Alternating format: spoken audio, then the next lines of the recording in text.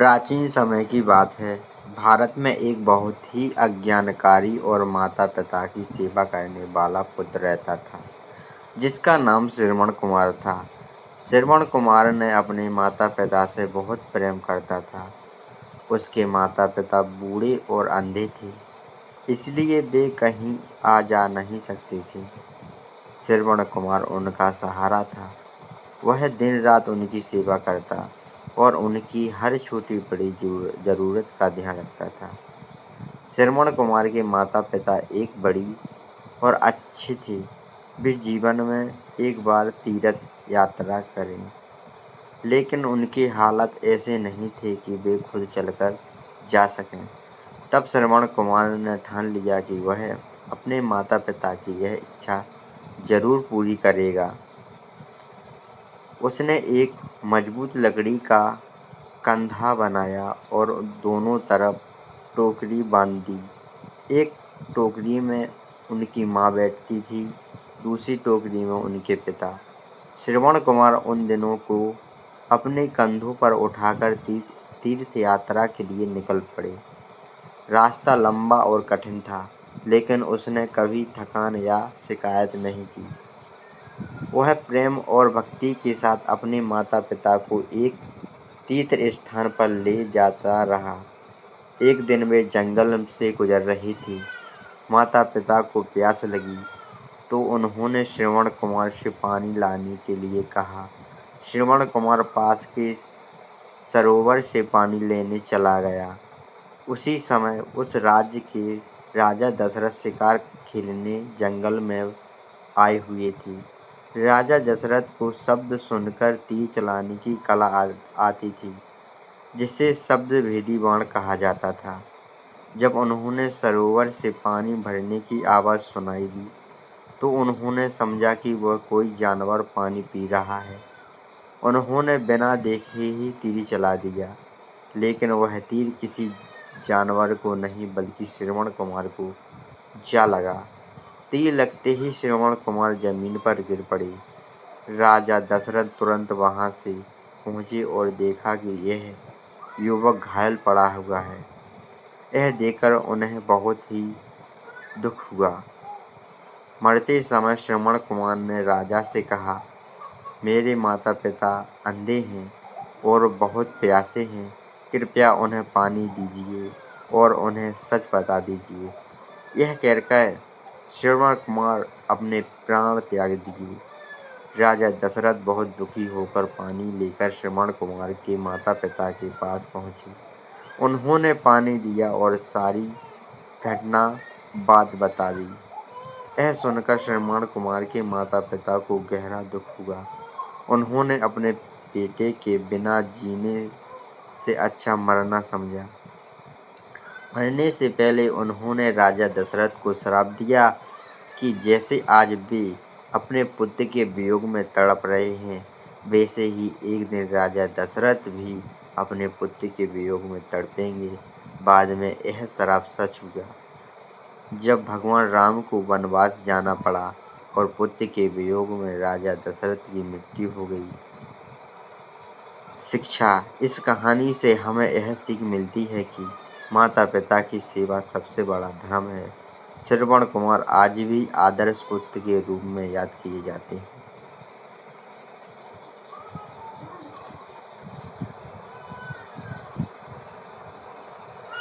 बहुत समय पहले की बात है। एक छोटे से गांव में एक गरीब लेकिन धर्मपरायण रहता था। उस परिवार में एक पुत्र था जिसका नाम श्रवण कुमार था। वह बचपन से ही बहुत ही विनम्र, आज्ञाकारी और दयालु स्वभाव का था। उसके माता-पिता बूढ़े और अंधे थे। वे अपनी आँखों से कुछ नहीं देख सकते थे और उन्हें चलने-फिरने का भी कुछ असमर्थ थे। गरीब के कारण घर में अधिक साधन नहीं थे, लेकिन फिर भी श्रवण कुमार हमेशा अपने माता-पिता की सेवा करता था। यह सुबह जल्दी उठता और उनके भोजन बनाता और पानी लाता और उनकी हर छोटी-बड़ी ज़रूरत का ध्यान रखता। माता पिता के लिए उनका प्रेम इतना गहरा था कि वह अपनी हर खुशी से पहले उनके सुख के बारे में सोचता था। माता पिता की इच्छा। एक दिन श्रवण कुमार के माता पिता ने उनसे कहा उनकी जीवन की इच्छा है, वे जीवन में एक बार तीर्थ यात्रा करना चाहते हैं। उस समय भारत में तीर्थ यात्रा को बहुत पवित्र माना जाता था। लोग मानते थे कि पवित्र स्थान की यात्रा करने से जीवन सफल हो जाता है। लेकिन श्रवण कुमार के माता पिता अंधे और कमजोर थे, इसीलिए उनके लिए यात्रा करना संभव नहीं था।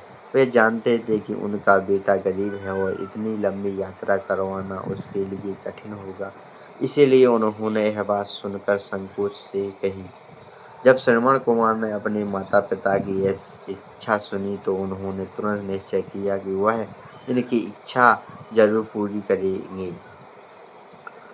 उसने कहा, माता पिता, आपकी इच्छा ही हमारा धर्म है। मैं आपको तीर्थ यात्रा अवश्य कराऊंगा। तीर्थ यात्रा की शुरुआत। उस समय कोई वाहन या सुविधा नहीं थी, इसलिए श्रवण कुमार ने एक उपाय सोचा। उसने एक मजबूत बांस लिया और उसके दोनों सिरों पर 2 टोकरी बांधी। एक दिन एक टोकरी में उनकी माँ बैठती और दूसरी टोकरी उनके पिता। फिर वह उस बांस को अपने कंधों पर रखकर दोनों को उठाते और धीरे धीरे यात्रा पर निकल पड़े। यह यात्रा बहुत लंबी और कठिन थी। रास्ते में जंगल, पहाड़, नदियाँ, ऊबड़-खाबड़ रास्ते आते थे। कई बार तेज धूप आती तो कभी बारिश, लेकिन श्रवण कुमार ने कभी हार नहीं मानी। वह दिन रात अपने माता पिता को लेकर चले रहे। रास्ते में वह उन्हें प्रकृति के सुंदर दृश्य भी बताते ताकि वह कल्पना में उन जगहों को महसूस कर सके। वह कहता, माँ, यहाँ बहुत सुंदर नदी बह रही है। पिताजी, सामने बड़े बड़े पहाड़ दिख रहे हैं। उनकी बातें सुनकर उनके पिता बहुत खुश हो रहे थे। जंगल की घड़ी। एक दिन वे लोग एक जंगल से गुजर रहे थे। लंबी यात्रा के कारण उनके माता पिता को बहुत प्यास लगी। उन्होंने श्रवण कुमार से पानी लाने का कहा। पास ही एक नदी सरोवर था। श्रवण कुमार वहां पानी लाने के लिए चले। उसने एक घड़ा पानी से भरा शुरू किया। जब वह पानी भर रहा था तो घड़े से छप छप की आवाज आ रही थी। उसी समय उस राज्य के राजा दशरथ शिकार खेलने जंगल में आए हुए थे। राजा दशरथ को शब्द सुनकर तीर चलाने की अद्भुत कला आती थी, जिसे शब्दवेदी बाण कहा जाता था। जब उन्होंने पानी की आवाज सुनी तो उन्हें लगा कि कोई हिरण या जंगल जानवर पानी पी रहा है। बिना देखे ही उन्होंने अपने धनुष से एक तीर चला दिया। दुखद घटना, लेकिन दुर्भाग्य से वह तीर किसी जानवर को नहीं बल्कि श्रवण कुमार को जा लगा। तीर लगते ही वह घायल होकर जमीन पर गिर पड़े। उनके मुंह से दर्द की आवाज निकली। यह सुनकर राजा दशरथ घबरा गए और तुरंत उस स्थान पर पहुंचे। वहां पहुंचकर उन्होंने देखा कि एक युवक घायल पड़ा है और उसके माता पिता पानी का घड़ा। यह देखकर राजा दशरथ को बहुत पछतावा हुआ। उन्होंने तुरंत श्रवण कुमार से माफी मांगी और कहा, पुत्र, मुझे बहुत बड़ी गलती हुई है।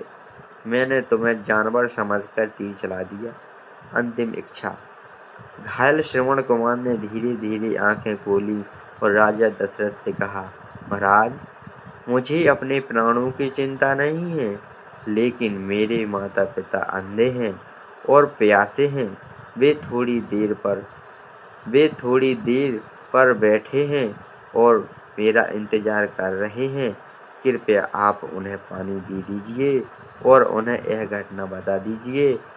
इतना कहने के बाद श्रवण कुमार ने अंतिम सांस ली और अपने माता पिता की सेवा करते करते इस संसार से विदा हो गए।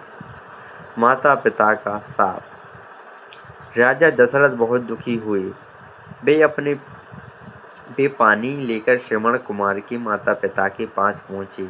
उन्होंने पानी दिया और सारी घटना सच सच बता दी। यह सुनते ही उनके माता पिता का दिल टूट गया। वे अपने बेटे के लिए बिना जीवन की कल्पना भी नहीं कर सकते थे। दुख और पीड़ा से भरे हुए उन्होंने राजा दशरथ से कहा, राजन, आपने अनजाने में हमारे पुत्र को मार दिया।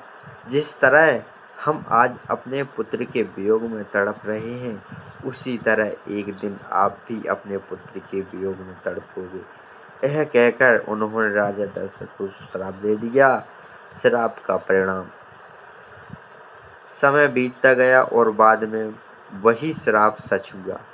जब भगवान राम को 14 बरस का वनवास के लिए जाना पड़ा, तब राजा दशरथ अपने पुत्र के वियोग को सहन नहीं कर सके। दुख और पीड़ा के कारण उनकी मृत्यु हो गई। इस प्रकार श्रवण कुमार के माता पिता का श्राप सत्य हुआ। कहानी से मिलने वाली शिक्षा। श्रवण कुमार की कहानी हमें महत्वपूर्ण शिक्षा देती है। नंबर 1, माता पिता की सेवा सबसे बड़ा धर्म है। दूसरा, सच्चा प्रेम और कर्तव्य जीवन को महान बनाते हैं। तीसरा, जल्दबाजी और बिना सोचे समझे किए गए कार्य कभी कभी नुकसान कर सकते हैं। चौथा, माता पिता का आशीर्वाद और उनका सम्मान जीवन में बहुत महत्वपूर्ण है। नमस्कार दोस्तों, हमारी कहानी अच्छी लगी हो तो चैनल को सब्सक्राइब करें और बेल आइकन दबाने में कोशिश करें, जिससे हमारी वीडियो अब तक आती रहे। धन्यवाद।